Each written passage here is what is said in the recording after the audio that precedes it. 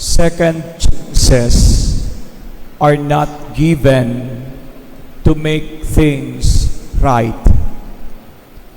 but are given to prove that we could be better even after we fall.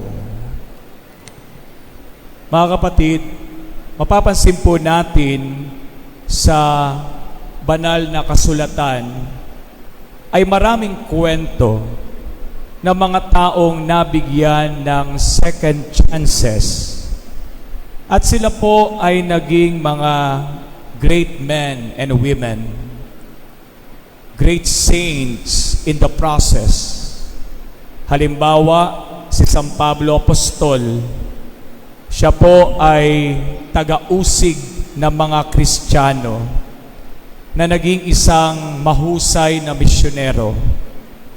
Si Santo Tomas Apostol, kamakailan lamang, yung ating mga weekdays Mass, itong nakaraang araw lamang, pinagdilayan natin yung kanyang kapiyastahan na nagdududa pero nagbago at lubos na nanampalataya sa Panginoon.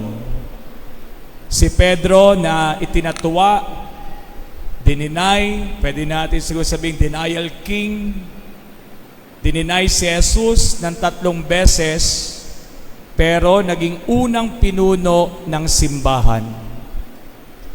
Sa gospel po natin ngayon, mga kapatid, narinig po natin yung isa pang kwento ng second chance na ibinigay po kay San Mateo. Siguro alam nating lahat kung sino ba si San Mateo.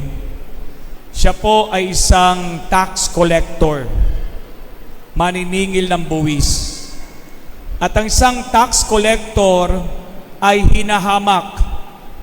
Ang isang tax collector, mababa ang pagtingin sa kanya ng mga Hudyo.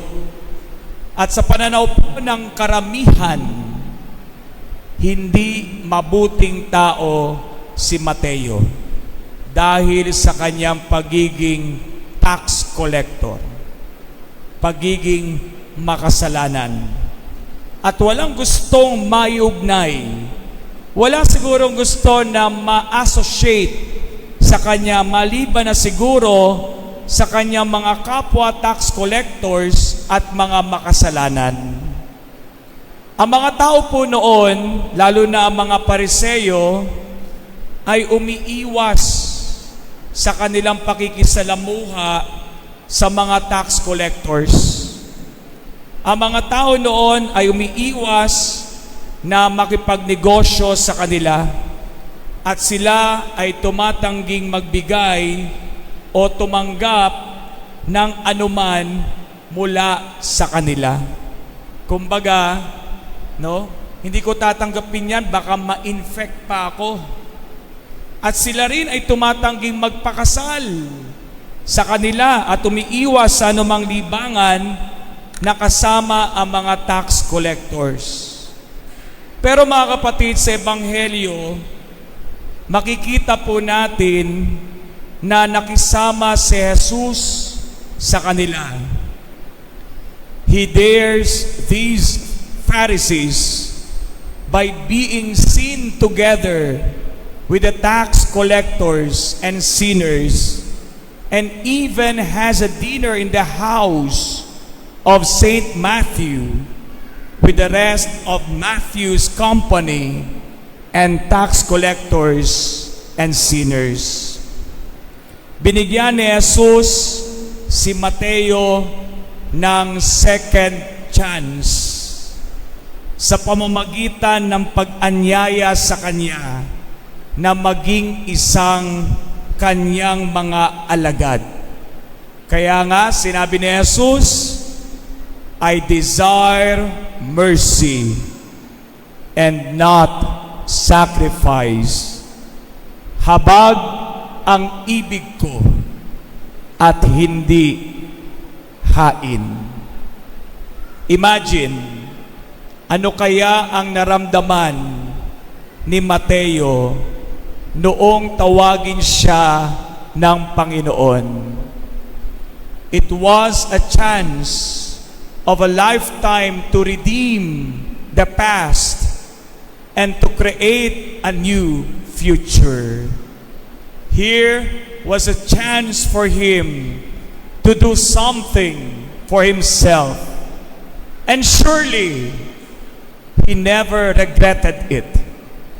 And today, we know him as one of the great apostles of our Lord.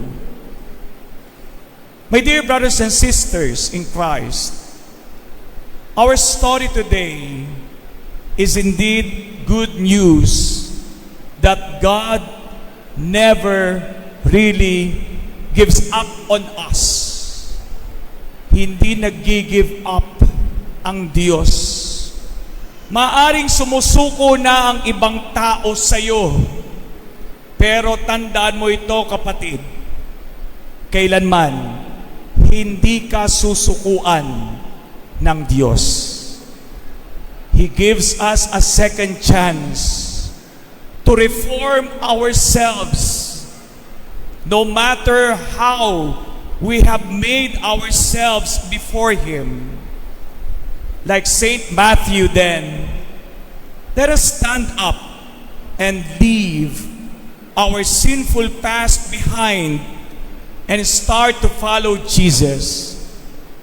On the other hand, we need to continually see others through the prism of the eyes of Christ, and even more importantly, we need to love them, our fellow sinners, with the heart of Christ. Para sa lahat ng pagkakamali, para sa lahat ng kasalanang nagawa natin sa buhay, katulad ng pagbabago ni San Mateo, buong kababaang loob nating idalangin kay Jesus, idalangin kay Lolo Uweng, Panginoon, bigyan mo po ako ng pangalawang pagkakataon. Amen.